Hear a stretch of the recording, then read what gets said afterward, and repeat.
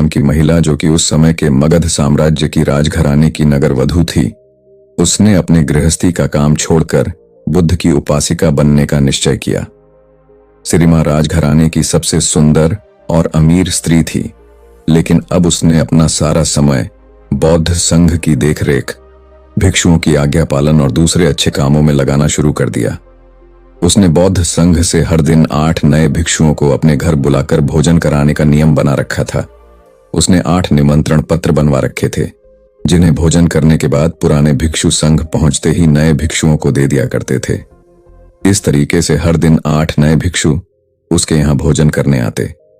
सिरिमा भोजन करने आए भिक्षुओं को अपने हाथों से भोजन परोसती और उन्हें उचित आदर्श सम्मान देते। भोजन सबके लिए पर्याप्त और बहुत ही स्वादिष्ट होता था। एक दिन की बात है, 8 में से एक भिक्षु, जो कि उस दिन सिरिमा के घर से भोजन ग्रहण करके लौटे थे, आश्रम में आने के बाद से बड़ा ही उतावला और प्रसन्न प्रतीत हो रहा था।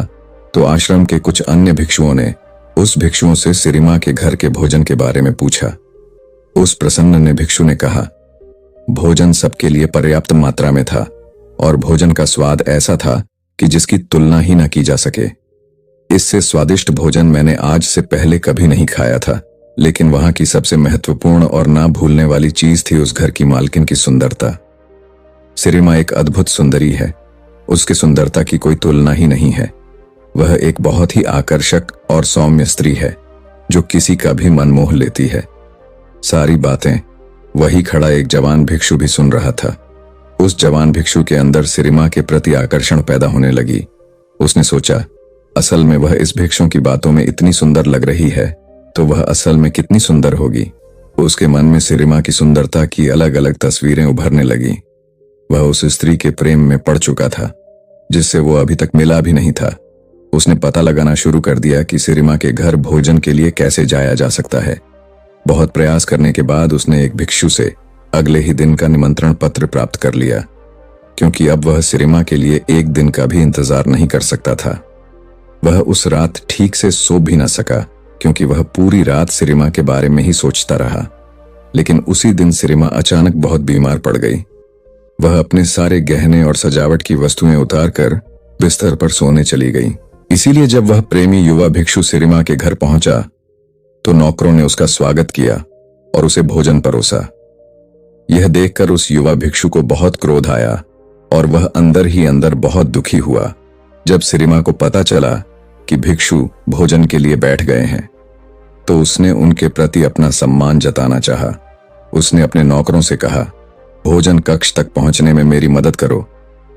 नौकरों की मदद से दर्द में कराहती सिरिमा धीरे धीरे चलते हुए भोजन कक्ष में पहुंच गई। वह पसीने से लथपथ थी और उसका पूरा शरीर बुखार से कांप रहा था।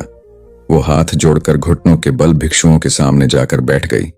उसे देखकर उस युवा भिक्षु ने मन ही मन कहा, इतनी बीमार होने के बाद भी यह कितनी सुंदर और आकर्षक है। सोचो, अगर ये बीमार ना होती और सारा श्रृंगार करके आती तो कितनी सुंदर लगती। अपनी वासना के बसीभूत होकर उस बौद्ध भिक्षु ने बिना एक भी कौर खाए अपनी भिक्षा पात्र को बंद कर दिया। भोजन समाप्त होने के बाद वह अपने भिक्षा पात्र को हाथ में लेकर झूमता हुआ आश्रम वापस आ जाता है। आश्रम पहुंचकर भी वह भिक्षा पात्र को नहीं खोलता और उसे एक कोने पर रखकर अपने बिस्तर पर लेट जाता है। उसके दिमाग में पूरे समय सिर्फ सिरिमा का वह खूबसूरत चेहरा ही घूम रहा था, जो उसने भोजन कक्ष में देखा था। वह उसके बारे में जितना सोचता, वह उसके लिए ही सुंदर होती जा रही थी। उसके कुछ मित्र भिक्षुओं ने उसे भोजन कराने का प्रयास किया, लेकिन वो सभी असफल रहे। भयानक बुखार की वजह से उसी रात सिरिमा की मृत्यु हो गई। जब मगध सम्राट बिंबिसार को सिरिमा की मौत की खबर मिली, तो उन्होंने तुरंत बुद्ध को संदेश भेजा, हे तथागत, आपकी प्रिय शिक्षिका सिरिमा अब इस दुनिया में नहीं रही। बुद्ध ने सम्राट बिंबिसार को वापस संदेश भेजा, मृत शरीर को जलाया ना जाए, बल्कि उसे एक बड़े से मैदान में संभाल कर रखा जाए। चील, कौवे और दूसरे जानवर शरीर को नुकसान ना पहुंचा पाए, इसके लिए कुछ पहरेदार मृत शरीर के आसपास तैनात कर दिए जाएं। 3 दिनों में मृत शरीर सड़ चुका था। शरीर के फूलने की वजह से चमड़ी फट गई थी और उसमें से कीड़े निकलने लगे थे। आसपास का सारा वातावरण दुर्गंध में हो गया था।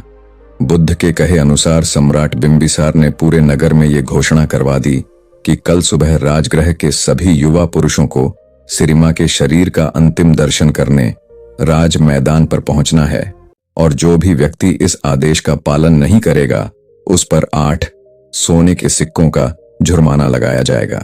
दूसरी तरफ उस युवा प्रेमी भिक्षु ने पिछले 4 दिनों से कुछ भी नहीं खाया था। उसके भिक्षा पात्र में रखा भोजन पूरी तरह से सड़ चुका था और उसमें से कीड़े निकल रहे थे। उस भिक्षु का एक मित्र उसके पास आया और बोला, मित्र, बुद्ध सिरिमा को देखने जा रहे हैं। सिरिमा शब्द की आवाज कान में पड़ते ही उस भिक्षु के अंदर अचानक से ऊर्जा लौट आई और वह तुरंत उठकर खड़ा हो गया। उसने अपनी भिक्षा पात्र में से उस सड़ रहे भोजन को बाहर फेंका और उसे अच्छी तरह से साफ किया।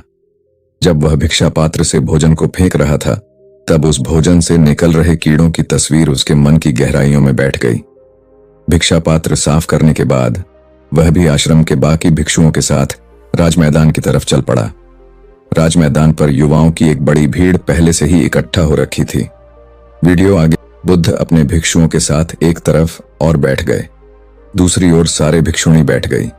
एक और सम्राट बिंबिसार अपने मंत्रियों और सैनिकों के साथ बैठ गए और उनके ठीक सामने राजगृह के सारे युवा और उनके पीछे नगर के बाकी जनता बैठी हुई थी जो बुद्ध में आस्था रखते थे।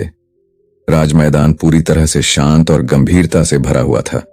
तभी वहां की शांति को भंग करते हुए बुद्ध ने प्रश्न किया, सम्राट, ये सामने पड़ी मृत स्त्री कौन है? सम्राट ने उत्तर दिया, सिरिमा, जीवाका की बहन और राजगृह की नगर वधू। यह सुन, बुद्ध ने कहा। सिरिमा, राजगृह की नगर वधू। बुद्ध ने कहा, चलो अभी सच्चाई का पता लगाते हैं। बुद्ध ने थोड़ा ऊंची आवाज में कहा, आप में से जो भी व्यक्ति 1000 सोने के सिक्के देगा वह सिरिमा के साथ एक रात बिता सकता है। इतना कहकर बुद्ध भीड़ की तरफ देखने लगे। एक भी व्यक्ति ने अपना हाथ नहीं उठाया। बुद्ध ने फिर कहा, 500 सोने के सिक्के। अब भी सब चुप थे। 100 सोने के सिक्के। किसी की कोई प्रतिक्रिया नहीं थी। 50 सोने के सिक्के। बस चारों तरफ सन्नाटा था। सिर्फ 1 सोने का सिक्का। लोगों की कोई प्रतिक्रिया नहीं थी। अंत में बुद्ध ने कहा, मुफ्त में। अभी भी किसी ने कोई इच्छा नहीं दिखाई। बुद्ध ने कहा, देखा भिक्षुओं, ये वही स्त्री है जो 4 दिन पहले तक नगर के हर पुरुष की चाहत थी। सब इसे अपनी इच्छा पूर्ति का साधन समझते थे। इसके साथ एक रात बिताने के लिए हजारों सोने के सिक्के देने को तैयार रहते थे।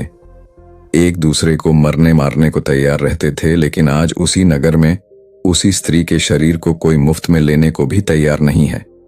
यही हर इंसान के शरीर के साथ होता है। हमारा ये शरीर अल्पकालीन और नासवान है। इसे केवल सुंदर गहनों, कपड़ों और सुगंधित इत्रों के द्वारा आकर्षक बनाया जाता है, लेकिन हमारा कोई भी प्रयास इसे बूढ़ा होने, बीमार पड़ने और अंततः नष्ट होने से नहीं बचा सकता। केवल मूर्ख ही अपने आप को कल्पनाओं से जोड़ते हैं और उसी में लीन रहते हैं और उसे ही सुंदर और आकर्षक मानते हैं। भीड़ में बैठे उस बीमार युवा प्रेमी भिक्षु ने भी बुद्ध की ये सारी बातें सुनी। बुद्ध की ये बातें उसके दिल को चोट कर गईं। उसने सोचा, जब श्रीमा जिंदा थी तो उसका शरीर कितना सुंदर और आकर्षक था, ठीक उस भोजन की भांति जो ताजा पकाकर उसे परोसा गया था। हालांकि समय के साथ उसके कटोरे में रखा भोजन सड़ गया और पूरा भिक्षा पात्र कीड़ों और मक्खियों से भर गया। इसी तरह एक बार जीवन ने सिरिमा के शरीर को छोड़ दिया तो वह फूल गया, कीड़ों से भर गया, उसमें से तरल पदार्थ निकलने लगा और वह मक्खियों व दूसरे जीवों का आहार बन गया। अपने स्वयं के शरीर के बारे में विचार करने पर वह समझ गया कि वह अलग नहीं है। यहां तक कि इस दुनिया में कुछ भी उसके शरीर को बर्बाद होने से नहीं बचा सकता। इसलिए अपने शरीर और कल्पना से लगाव रखना एक ब्रह्म मात्र है। इस नए ज्ञान के साथ वो बौद्ध भिक्षु आत्मज्ञानी बन गया।